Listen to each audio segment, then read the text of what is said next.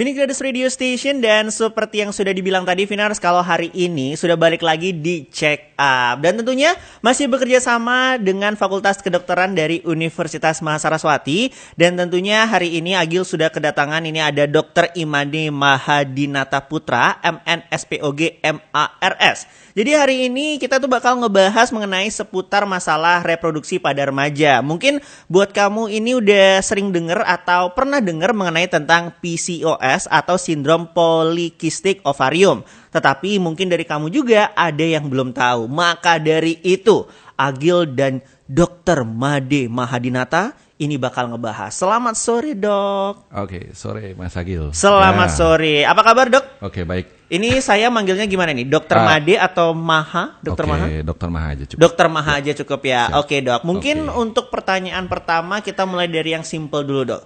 Apa itu PCOS? Ya, dari singkatannya aja selamat sore Viners ya. Artinya PCOS itu sendiri kan P-nya ya poli, kemudian C-nya adalah cystic, kemudian O-nya adalah ovary, dan S-nya adalah sindrom. Jadi memang di sini sindrom polikistik ovarium. Jadi sebenarnya kalau misalnya di teman-teman Viners, kalau di SOCMED itu paling sering itu PCOS gitu yang memang banyak tuh yang digaungkan sama teman-teman. Jadi sebenarnya ini adalah intinya kelainan hormonal. Oh, kelainan jadi, hormonal. Hormonal problem yang memang impact-nya di remaja terutama itu sebenarnya cukup banyak angkanya. Cuman memang untuk sampai terekspos ke kita, artinya ke dokter atau pemeriksaan lanjutan itu memang masih sangat kecil karena dianggap masih ya udah masih wajar gitu. Nah, paling sering problem yang datang itu adalah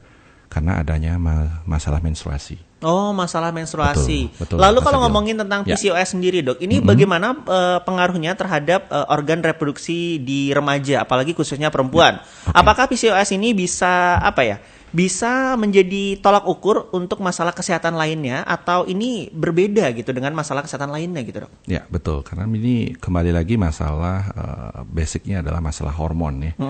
Jadi memang agak pelik juga kalau kita berbicara masalah hormon, tapi memang istilahnya jangka panjangnya ketika kita tidak istilahnya melakukan treatment atau perawatan dengan baik, ya memang resiko-resiko kalau gangguan menstruasi ya tentunya memang kualitas hidup itu akan masalah gitu ya. Artinya kalau misalnya kok saya nggak mens nih dok gitu, ini beneran saya wanita apa enggak nih gitu. Nah, jadi yang berikutnya itu pertanyaannya, ini saya nggak mens nanti orang tuanya malah loh kamu nggak mens hamil jangan-jangan gitu ya. Artinya pikirannya wah orang nggak ada ngapain kok, maksudnya artinya pikiran-pikiran, artinya gangguan-gangguan kualitas hidup, kemudian permasalahan-permasalahan sosial yang bisa muncul di situ ya, kemudian trust dari orang tua juga. Itu artinya untuk itu bisa menjadi masalah di kemudian hari. Tapi artinya terlepas dari itu ya kondisi-kondisi medis pun ada yang bisa memang menyebabkan istilahnya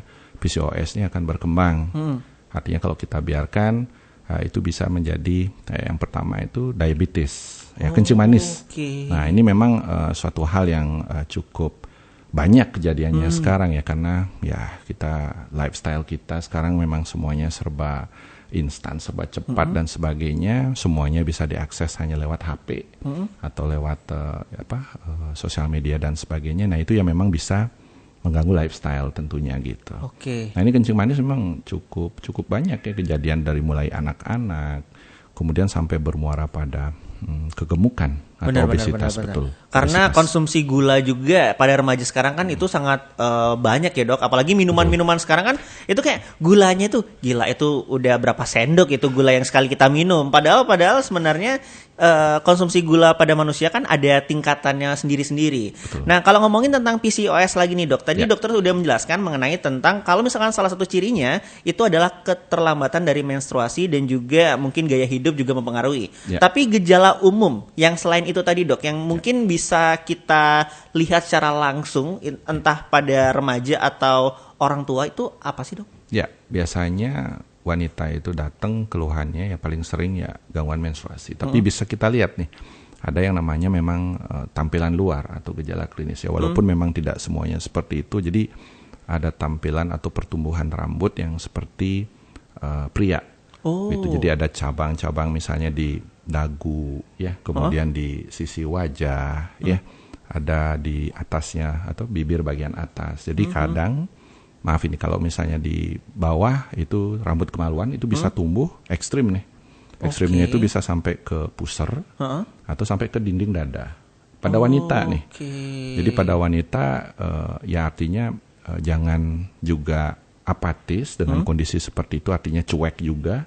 Ya artinya kalau memang ada kondisi-kondisi seperti itu, ya tentunya memang sebaiknya dilakukan pemeriksaan sedini mungkin. Artinya biar kita tahu nih, ada masalah nggak yang memang kita akan hadapin ke depan yang memang kira-kiranya akan membahayakan nantinya atau akan mengganggu nantinya kualitas hidup kita gitu. Ya, jadi kayak pertumbuhan rambut yang unusual ya untuk wanita terlalu ekstrim gitu ya, betul, mungkin ya. betul. Oke. Kalau misalkan ada nggak sih Dok kayak faktor genetik dari PCOS ini atau sebenarnya ya semua orang bisa kena gitu?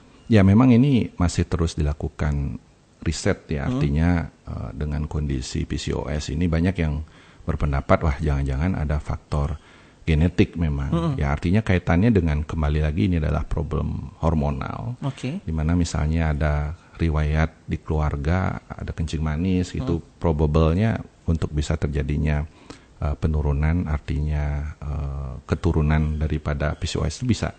Sebenarnya bukan PCOS-nya sih, lebih kepada bagaimana gangguan daripada regulasi atau pengaturan gula darahnya aja sih sebenarnya. Tapi itu impact-nya adalah ke insulin. Kalau misalnya kenal yang namanya insulin, kalau orang kencing manis kayaknya sama insulin itu udah bukan suatu apa ya istilah yang susah untuk dicerna kita. Ya artinya semua orang kayaknya kalau udah kencing manis udah suntik insulin belum kan, yang kayak begitu udah seperti biasa semuanya udah tahu gitu. Jadi memang kalau ada problem di insulin itu yang memang bisa mengganggu juga atau ada impactnya ke kesuburan atau ke ovarium itu sendiri. Ya. Oke. Nah kalau misalnya ngomongin balik lagi ke PCOS ini Dok, apakah PCOS ini hanya menyerang wanita yang sudah menstruasi atau yang belum menstruasi itu bisa terkena juga PCOS ini Dok?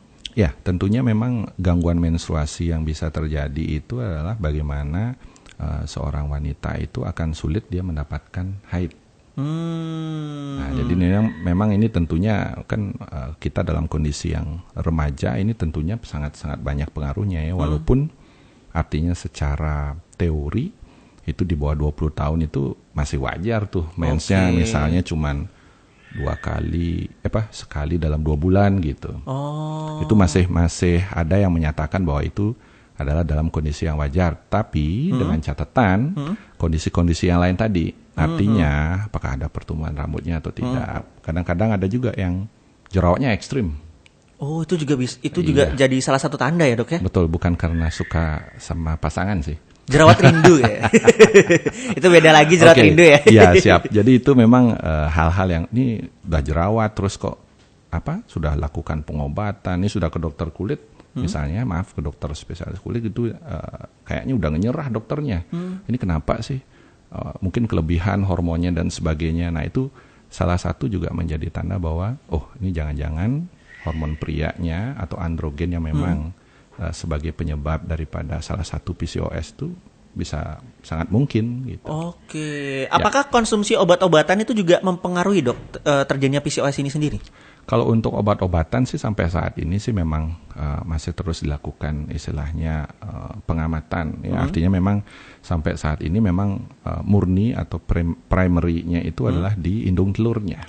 Di pabriknya itu yang memang problem. Jadi kalaupun misalnya ada masalah genetik, masalah penggunaan obat-obatan atau hormonal di situ, ya masih akan diteliti lagi. Gitu. Tapi memang ya cukup sulit karena gangguan menstruasi yang bisa terjadi, pilihannya bisa tidak mens atau bahkan mensnya panjang. Jadi memang ini yang agak susah kan, kalau enggak mens ya it's okay, mungkin di pikiran kita kalau remaja kan lumayan tuh. Kalau nggak mens kan ya hemat pembalut toh. Iya juga sih ya. Karena sehari bisa ganti 5 kali, 6 kali. Iya kan? Nanti mampirin terus lah. Oh iya. Maksudnya mampir ke bisa beli pembalut lagi pembalut. Ini kok banyak. Nah atau malahan ya mensnya berkepanjangan. Ini kok nggak kelar-kelar gitu. Karena memang ketika mau istilahnya biasanya kan setiap bulan nih teman-teman Veners atau yang wanita nih mens tuh, tiap bulan mens. Nah ini ketika terjadi keterlambatan haid, nah itu secara alami atau natural pasti lapisan di dalam rahim tuh tebal banget tuh. Kalau sampai telat 2 bulan kan nyimpennya banyak tuh. Jadi ketika dia jatuh atau ketika dia luruh istilahnya sebagai darah haid, nah itu yang banyak tuh.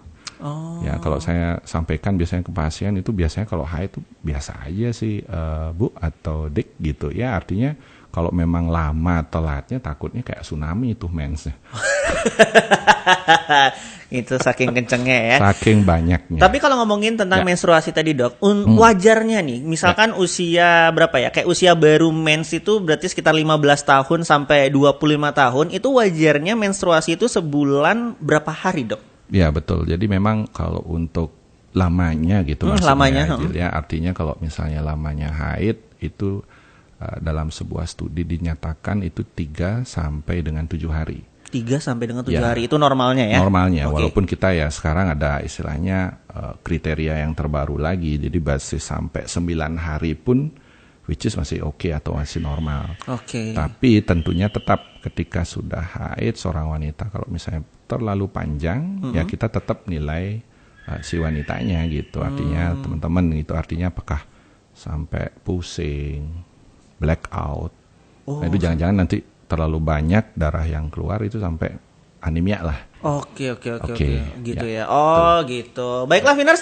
Jadi mungkin untuk segmen pertama itu dulu obrolan Agil dengan Dr. Maha. Jadi buat kamu yang mungkin pengen bertanya nih mengenai tentang menstruasi atau masalah reproduksi kamu atau mengenai tentang PCOS, langsung aja kamu bisa WhatsApp di nomor 0812 383 9100 atau boleh juga lewat DM di Instagram di @phoenixradiobali. Jadi jangan kemana-mana, masih di check up. Phoenix Radio Station masih ada Agil Ababil di sini tentunya dan masih di check up, dan hari ini Agil bersama Dr. Maha dan masih ngebahas mengenai tentang PCOS atau ini bisa disebut sebagai sindrom polikistik ovarium. Tadi Dr. Maha udah sempat nge-mention beberapa gejala yang terjadi ketika kita mengalami yang namanya PCOS, dari namanya keterlambatan menstruasi, habis itu juga jerawat yang berlebihan, dan juga mungkin pertumbuhan rambut yang berlebihan di kepala dan juga di kemaluan. Tapi dokter nih, Agil pengen bertanya nih dokter, bagaimana kita misalkan seseorang remaja ketika terkena PCOS, kayak tadi udah gejala-gejalanya udah ada nih dok. Terus apa sih yang harus kita lakuin pertama kali, sebaiknya itu apa dok? Ya ini memang pertanyaannya sering ya ditanya. Artinya memang ketika wanita nih datang gitu atau sobat-sobat Veners misalnya ada masalahnya apa, ya tentunya kita treatmentnya sesuai dengan apa yang dikeluhkan gitu. Ya misalnya dok, saya terlambat nih mensnya. Artinya ada beberapa yang memang saya pengen mensnya biar bisa dong setiap bulan. Agak risih juga atau takut, bahkan ada yang berpendapat bahwa ini jangan-jangan darah kotor banyak nih di dalam, artinya kan ini mesti keluar dok dan sebagainya. Artinya banyak hal-hal ya yang membuat itu artinya seorang wanita agak overthinking jadinya. Ya istilah overthinking sekarang, jadi sehingga kita treatmentnya di situ. Artinya apapun keluhan yang datang ya itu kita lakukan. Nah ini pasti teman-teman atau sobat Veners di sini artinya kan dengan kondisi gangguan mens ini yang kita lakukan bahasanya penanganan atau intervensi. Jadi kalau mensnya berkepanjangan ya kita atur, kita regulasi atau atur haidnya supaya tidak terlalu lama. Artinya sesuai dengan yang disampaikan tadi ya 3 sampai 9 hari lah. Jadi kalau misalnya lebih dari 9 hari ini haidnya mesti di stop dulu deh. Gitu artinya kan pastinya dengan haid yang berkepanjangan ini kondisi yang nggak nyaman gitu, nggak nyaman buat seorang wanita ya, apalagi ya artinya ada banyak aktivitas gitu ya, belum lagi untuk urusan persembahyangan dan sebagainya. Ini cukup atau sangat-sangat mengganggu situasinya dengan haid yang berkepanjangan, atau malah ya nggak haid tapi ya lama juga. Jadi ada yang memang pernah kita dapatkan itu kasus sampai dia hampir 1 tahun tuh nggak mens. Jadi udah mikirnya udah saya nih menopause apa enggak nih. Menopause itu kayak mensnya udah berhenti gitu, udah stop gitu. Tapi ternyata setelah kita coba picu, artinya kita rangsang untuk supaya haidnya muncul, bisa ternyata haidnya muncul gitu. Jadi memang banyak hal yang memang berpengaruh terhadap bagaimana teman-teman istilahnya mencari jawaban dari sebuah permasalahan gitu ya. Artinya ada yang mencoba sudah diet, artinya olahraga gitu ya, artinya mencoba untuk mengurangi berat badan dan sebagainya, tapi ternyata tidak dengan signifikan berhubungan, artinya habis turun berat badannya, mensnya balik nih, setiap bulan udah normal, tapi tidak seperti itu. Oke, jadi mungkin yang bisa dilakukan pertama kali adalah kita inspeksi dulu diri sendiri dulu dok ya. Betul. Berarti kayak kira-kira kenapa ini, bisa dicari-cari juga. Baru setelah itu kita bisa langsung konsultasikan ke dokter. Betul. Nah, ketika konsultasikan ke dokter ini tanda yang paling umum terjadi itu apa dok? Kayak misalkan mungkin kayak ini udah terlalu parah banget. Kayak misalkan menstruasinya udah telat berminggu-minggu. Apakah itu baru kita bisa ke dokter dok? Ya betul. Jadi ini memang pemilihan waktu yang tepat ya. Jangan karena memang waktunya semakin cepat untuk melakukan istilahnya penanganan daripada masalah itu tentunya kan kita harapkan hasilnya akan lebih baik gitu ya. Tapi memang ini di sini sangat dilematis ketika kita misalnya meminta seorang wanita untuk datang nih kalau misalnya nggak mens 2 bulan, jadi alasannya cukup banyak ya. Artinya teman-teman juga pastinya ada yang punya kesibukan, belum lagi teman-teman Viners misalnya ada yang ujian dan semuanya sekolah dan sebagainya. Artinya atau ada yang nggak ada yang nganterin nih dok gitu. Soalnya kalau kita ke dokter kandungan kalau nggak ngajak mama nggak bisa nih, atau nggak ngajak orang tua nggak bisa nih, nanti dipikir macam-macam Iya, gitu. benar. Nah itu artinya banyak hal yang memang menyebabkan kondisi seperti itu. Tapi artinya ketika misalnya seorang wanita kalau misalnya perhitungannya adalah tidak terjadi kondisi haid dalam kurun waktu 2 bulan, itu sudah sebenarnya harus dilakukan pemeriksaan. Oke, Betul. jadi ketika udah telat 2 bulan itu harus segera dilakukan ya dok ya? Ya. Nah, gimana tentang ini dok? Tadi kan dokter juga udah sempat nge-mention atau menyinggung tentang ketidakpercayaan diri. Betul. Kadang-kadang itu juga bikin rasa takut juga kita untuk periksa ke dokter untuk mendapatkan penanganan medis. Apakah ada pendekatan non-medis untuk penanganan PCOS ini dok? Atau emang harus nih tetap diperlukan pengobatan medis? Ya sebenarnya kalau misalnya dengan kondisi yang disampaikan ini memang kita secara simpel itu bisa. Artinya kalau misalnya pendekatan non medis memang yang biasanya kita sering lakukan adalah ya lifestyle pastinya, modifikasi. Gaya hidup ya, pola hidup ya. Betul. Satu ya pastinya makanan ya, konsumsi makanan siap saji atau cepat saji, kemudian yang terlalu terus menerus artinya frekuensinya cukup banyak gitu ya. Kemudian istirahat. Okay. Nah istirahatnya kurang nih, seringan begadang gitu. Nah ini yang cukup mengganggu. Ya kira-kira biasanya itu hal yang paling sering terjadi kalau untuk siswa-siswa sekarang gitu ya. Artinya kan kebut semalam. Iya. Kemudian ada yang beberapa memang ya artinya ada ikut banyak ekstrakurikuler. Sama ini dok, biasanya nunggu diucapin good night sama pacarnya dok. Siap. Jadi kalau nggak diucapin good night dia nggak mau tidur biasanya. Tunggu ditelepon sama pacarnya. Soalnya video call dulu, sleep call biasanya. Siap. itu ketawa-ketawa itu kakak-kakak di depan itu ya. Iya, jadi mungkin bisa direkam aja biar gampang ya. Oh iya benar, itu menjadi solusi dok. Jadi kita rekam aja cowok kita, suruh dia ucapin good night, nanti kalau kita mau tidur tinggal diputar aja dok ya. Oke. Tapi dok, kalau misalkan juga ngomongin balik lagi tentang PCOS ini, tentunya kalau misalkan orang mengalami PCOS kayak telat menstruasi beberapa bulan, itu pasti ngalamin yang namanya stres. Betul. Nah, bagaimana cara untuk menangani masalah emosional atau psikologis itu dok? Nah ini yang memang ya artinya gampang-gampang susah juga gitu ya. Artinya itu tergantung kepada masing-masing istilahnya sobat Viners ya. Artinya ada yang memang gampang ketika dia ada pressure atau stres itu udah jalan aja, udah keluar atau ngomong sama keluarga dan sebagainya gitu ya. Tapi ada juga yang mendem, mungkin tipikal yang introvert, lebih nyimpen gitu. Nah ini kan memang agak lebih susah gitu ya. Artinya walaupun mereka melakukan pemeriksaan ke dokter atau ke kita gitu, ya tetap aja kita ngulik-ngulik tetap nggak keluar gitu. Jadi banyak yang memang faktor stres di sini yang memang istilahnya seperti fenomena gunung es tuh. Oke. Ya artinya pelan-pelan nanti tapi bisa terjawab istilahnya dengan bahasa tubuhnya. Misalnya gestur ketika datang, wah ini kayaknya udah pasti ini ditekan nih sama orang tua, apapun tuntutannya, mungkin nilai yang harus bagus dan sebagainya, di sekolah harus dapat ranking dan sebagainya, atau mesti jadi dokter gitu misalnya. Itu pun juga stres gitu ya. Artinya ternyata kesenangannya tidak di situ gitu, passionnya nggak di sini nih gitu. Jadi kadang-kadang ada juga yang memang terjadi istilahnya nggak nyambung nih sama orang tua gitu. Jadi itu sehingga pelan-pelan kita lakukan pendekatan. Nah, tentunya memang tidak bisa kita sendiri ya. Beberapa ada masalah yang memang kita kita kalau misalnya di rumah sakit dibantu nih sama teman-teman. Ada yang misalnya tergabung dalam istilahnya home care. Jadi perawatan ke rumah. Jadi pada saat perawatan ke rumah akan ketahuan nih situasi di rumah itu yang nggak bisa bohong. Itu ya artinya ini yang kurang. Ternyata lingkungannya juga artinya kurang healthy lah, kurang sehat gitu, sehingga ya kita melakukan pendekatan juga di lewat situ. Artinya untuk lifestyle ini memang cukup sulit ya, mesti berapa menit sih olahraga sehari. Jadi ini kan memang situasi yang cukup dilematis untuk bisa disamakan gitu, karena memang perlu motivasi.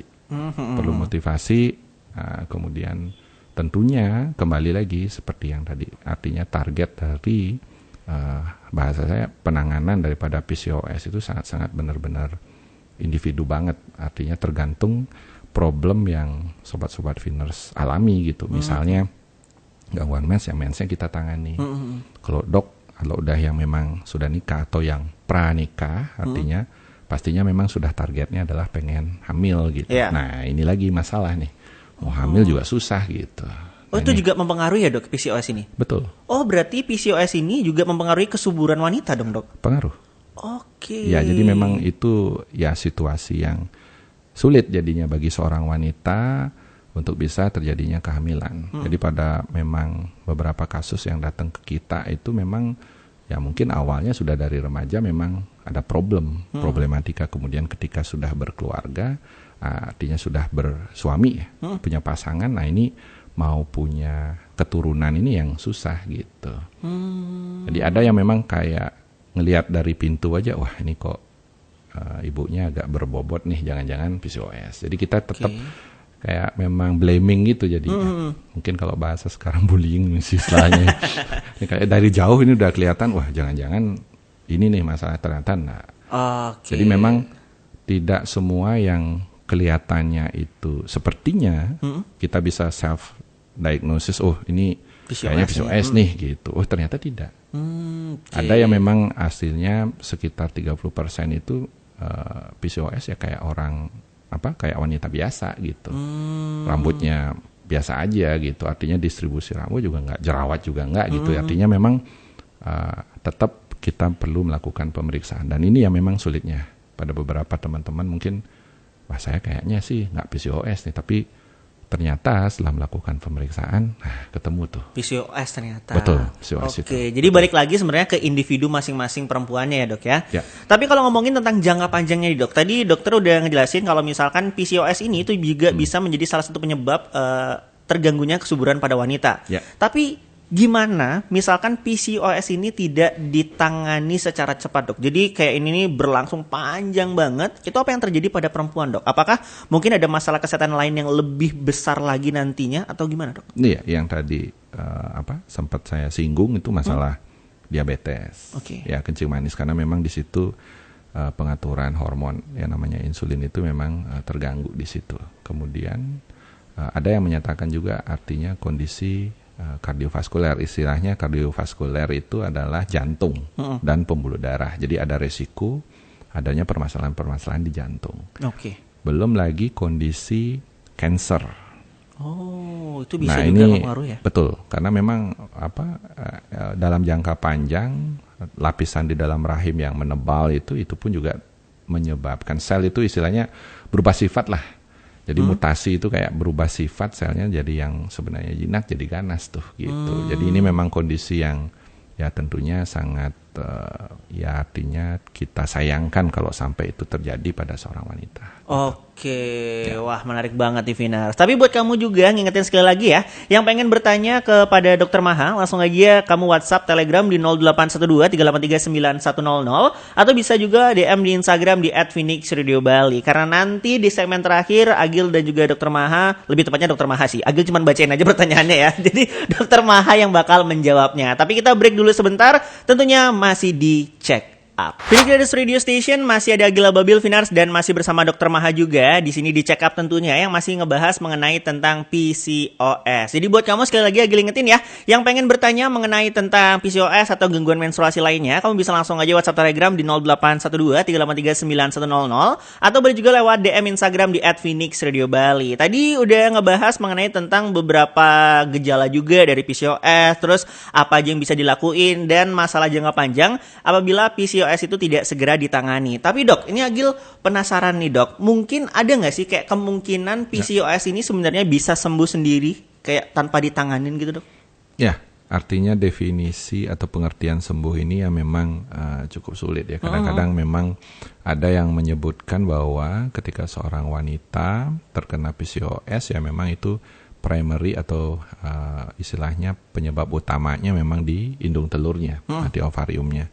Ya walaupun seorang wanita atau wanita tersebut sebenarnya udah nantinya misalnya memiliki keturunan ya, artinya hamil, punya anak, jadi gitu otomatis habis itu kan harusnya lebih gampang nih untuk misalnya mens dan sebagainya. Tapi ternyata itu tidak terbukti benar gitu. Artinya ketika sudah punya anak mandek lagi nih mensnya gitu. Artinya banyak faktor. Jangan-jangan memang ada permasalahan, memang salah satunya di sini adalah genetik ya. Jadi masalah genetik ini yang memang cukup sulit untuk misalnya kita lakukan intervensi karena memang diet atau makanan, modifikasi gaya hidup itu bahasanya hanya membantu saja. Artinya supaya apa yang dialami oleh teman-teman atau sobat Viners terkait dengan gangguan menstruasi, kemudian gangguan untuk bisa terjadinya kehamilan atau mencapai masa suburnya. Nah ini yang memang bisa diperbaiki. Tapi begitu mungkin nantinya setelah memiliki anak gitu atau keturunan, karena memang ya bahasanya mungkin targetnya sudah tercapai. Jadi agak tidak terlalu fokus lagi untuk melakukan penanganan ke PCOS bisa kembali muncul untuk keluhan-keluhan yang memang sebelumnya sudah pernah dialami oleh seorang wanita tersebut. Baiklah. Berarti sekarang kita bakal menjawab beberapa pertanyaan dok yang udah ada di WhatsApp dan juga Instagram. Ini ada pertanyaan dari Ratu dok. Ini dia bertanya gimana kalau misalkan kita itu olahraganya itu sering dok atau bisa dibilang berlebihan. Apakah itu bisa juga mempengaruhi yang namanya PCOS? Tadi kan dokter juga bilang tentang gaya hidup, makanan, kurangnya olahraga. Tapi gimana kalau misalkan olahraga berlebihan dok? Jadi memang ketika olahraga berlebihan itu juga impact-nya nggak bagus gitu ya. Memang beberapa ada yang kita dapatkan kasus dengan artinya olahraga yang berlebih itu justru juga haidnya nggak keluar gitu. Artinya memang itu ada yang namanya hormon stres, jadi ada yang namanya prolaktin. Nah itu kalau misalnya meningkat, nah tentunya itu juga menghambat hormon kesuburannya. Jadi bahasanya dibuat nggak subur nih, nggak subur dalam artian ya salah satunya adalah tidak haid. Jadi memang ini masalah yang cukup banyak dialami oleh teman-teman kita yang atlet. Jadi atlet yang wanita yang memang mungkin bisa dilihat bodinya mungkin mirip-mirip untuk kayak kita pria gitu ya, artinya karena keker ya.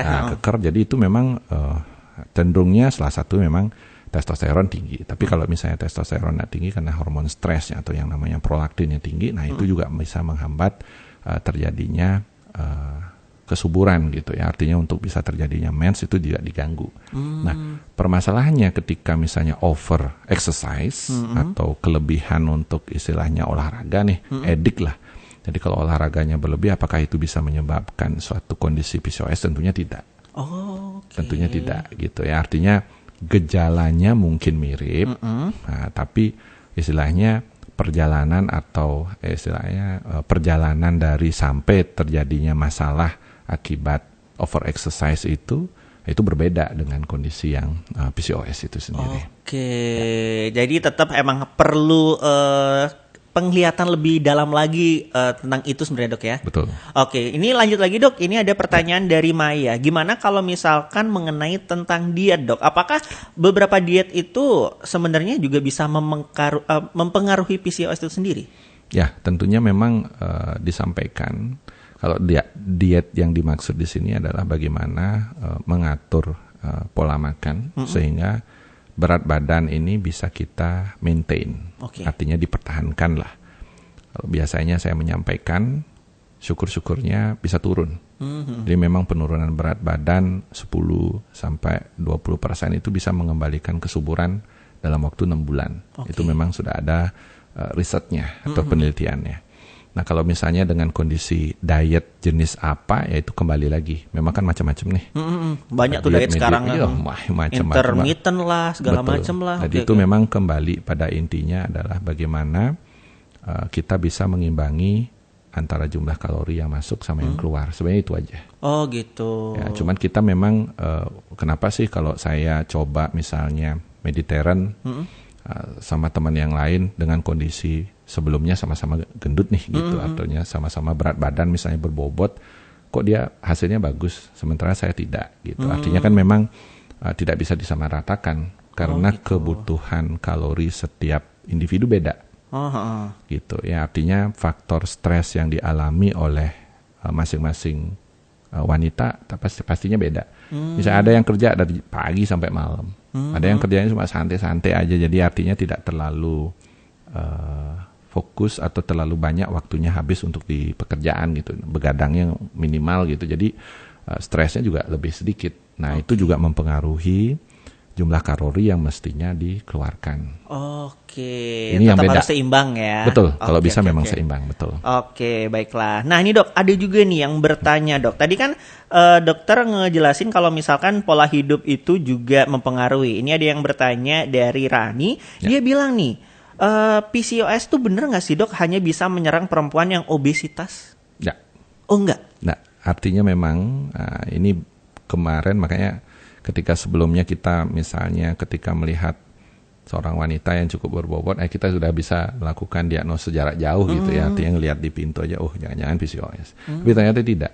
Artinya memang sekarang sudah mengarah ke lean type, jadi tipe yang kurus dia. Jadi ini pun tidak bisa menjawab, ini kok nggak bisa dok, berarti kan nggak mungkin diabetes, ya gimana kurus ceritanya gitu, nggak mungkin obesitas juga gitu ya, artinya hal-hal itu yang memang berpengaruh. Nah ini ketika kita berbicara lean type atau tipe yang kurus, nah which is di sini adalah salah satunya adalah masalah genetiknya ini memang. Jadi memang seorang wanita atau ada problem-problem yang lain, misalnya yang pernah kita dapatkan itu kolesterolnya lah tinggi. Iya benar-benar. Jadi memang nggak lucu banget, orangnya kurus, thin banget, artinya kalau kita ngebayangin ini kayaknya kalau lewat pintu atau jendela itu bisa nih wanitanya. Ya tipis banget gitu, tapi ternyata kolesterol bisa sampai 300. Wow. Which is di situ genetik, kembali lagi memang ini susah. Ya. Oke.